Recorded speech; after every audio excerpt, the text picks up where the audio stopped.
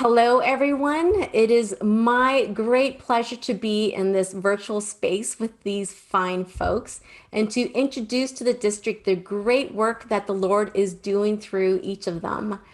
John and Amanda Huddle moved to NorCal with their family last summer to plant a new church in Oakland in the middle of the pandemic when Amanda was 8 months pregnant with their fifth child. And then two families from their former church in the Westchester neighborhood of Los Angeles heard the call for themselves as well and came up with them. We have Lindsay and Kelly Hill and Jenny and Kenaya Cerny. John and Amanda's adult son, Carlton, and his fiancee, Misty, moved up as well, and they are here at the table as well. So they have named their church Icon, which is a fascinating story in itself. And I encourage you, NorCal family, if you ever get the opportunity, ask them about it someday. So, hello, Huddles, Hills, and Cernies. Welcome to this conversation. Thank you. We are really excited to reestablish a Nazarene presence in Oakland. NorCal's very first district assembly was held in 1905 at the original Oakland Church on 9th and West. And you probably know this, but Oakland is the third largest city in NorCal with a population of over 425,000 people. But today, we only have one active church in Oakland, Casa de Oración. We have not had a church in the urban neighborhood of this city for over 50 years since 1969. So let's start with this question. Why did you feel called to come and plant a new church in Oakland? What is it about Oakland that makes it such an important mission field? Is it cool if I take that one? Hey, it's good to be with you. I never would have thought about Oakland without God making the invitation through our district superintendent, Albert, and through you as well, Christine, to our conversations when we came up and we prayer walked the area, the neighborhood. We are from Los Angeles. We love Los Angeles. We're all Los Angeles folks, and that was my central question: was what are we going to add that you don't already have going on here? And in asking those questions, we felt a deep and compelling call to Oakland, especially around serving disempowered folks with voices, people with voices that maybe have not had those voices empowered, and people struggling with afflictions, loneliness, isolation, folks in the unsheltered community. As we came up and we kind of prayer walked the city, we felt like it's not as big as LA. we kind of we could handle, like, we could get our mind around this. And then the second thing was we just started having divine appointment after divine appointment of connections that was confirming in us that God was in this. And I don't just mean divine appointments from people within the church, but also outside of the church as well. Yeah. I think for us, we really wanted to follow the Spirit. And so when we first were exploring the East Bay, we had opportunities to live in other parts of the East Bay, Hayward or San Leandro, and we looked at those communities. But what we felt the Lord kept circling us back to is that He wanted us to live with our neighbors. And what I mean by that is the poor communities, the more broken communities that face more economic challenges, more challenges based on systemic racism, you name it. So we felt, and we've always felt very called to live in those types of communities. And so for us to be able to buy a home is a miracle in itself. Your team is also working to restart our Hayward First Church English ministry with a focus on serving the unsheltered population, which obviously all of you have such a heart for. Tell us about your work there. So we are building 12 homes in the back parking lot in partnership with Firm Foundations, which is another local church in Hayward. We're going to be working with Abode Services, which they're a nonprofit whose goal is to end homelessness by basically giving people homes and being legit about it. And we are excited to really facilitate community and more than just facilitate community, really just begin something new with these group of people who have not had steadfastness, a place to keep coming back to and land. And we're looking forward to just being a part of that. We're so excited about the Tiny Homes Initiative, really excited. There are also 3 other congregations that share space at Hayward First Church. We have Mana de Cielo with Pastor Julio Mena. Woo! We have Pastor Leotapo Tapalu, who is the pastor of Hayward Samoan. And then Yes. we have Pastor John Murdy, who leads the Jyoti Hindi Fellowship.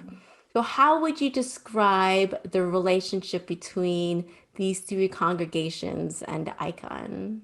We love these congregations. So some of you have heard about the Hub ministry. It started there around this idea of infinite Christmas, where we're getting a truckload, a semi-truckload of Costco donations every week and other donations. And all 3 congregations have embraced this ministry, have welcomed it.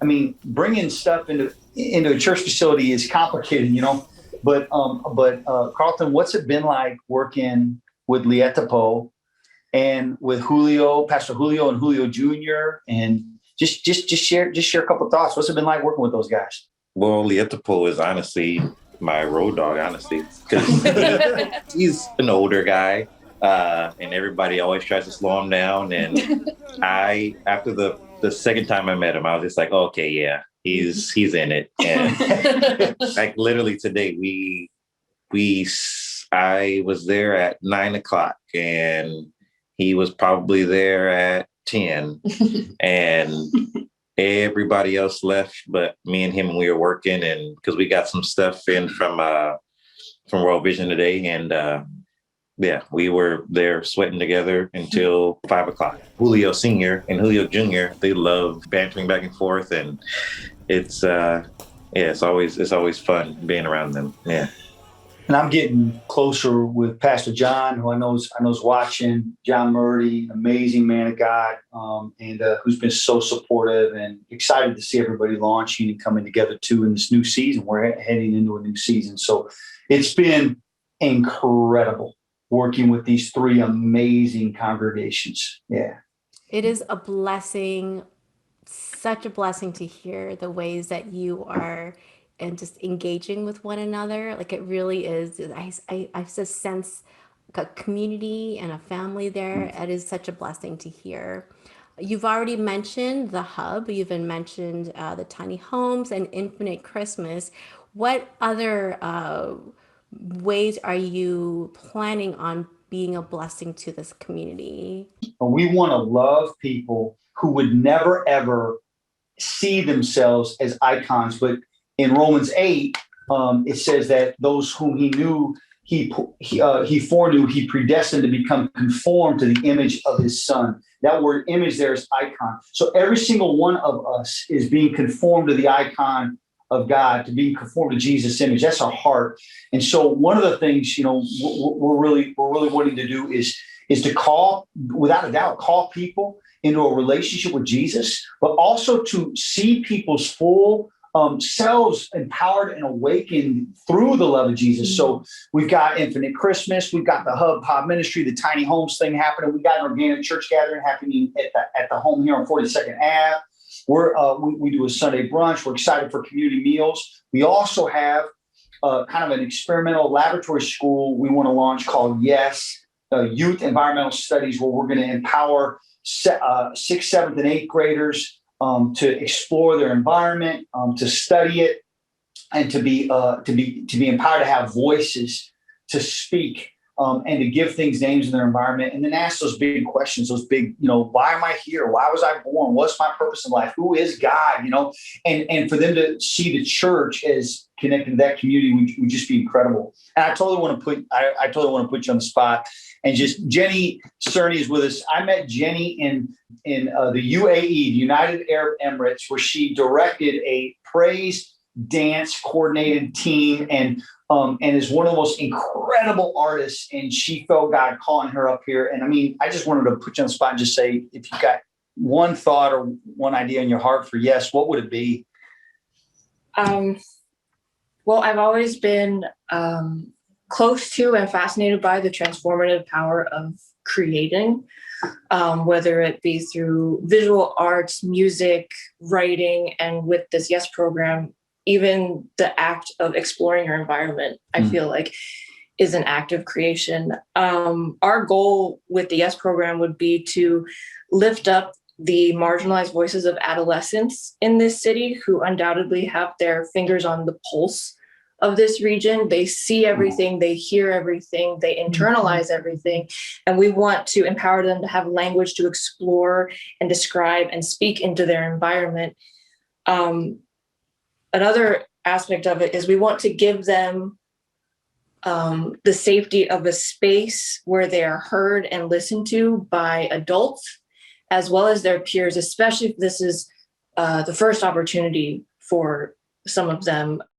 I think what's really cool about what we're doing is that instead of giving people value through their involvement with our church, we are affirming the value that they already have, that God loves them, he sees them, and he does that right where they are. And so since we're God's people, we feel that that is our calling, is to love people and meet them where they are, wherever they are, and whoever they are. And so it's been really powerful how the neighbors that we've met here, especially the ones that don't know Jesus, have kind of spoken that back to us and affirmed our value and who we are as people, and have been so loving and kind and welcoming to us. We're from another town. We are different people who've never lived here before, and they've just accepted us.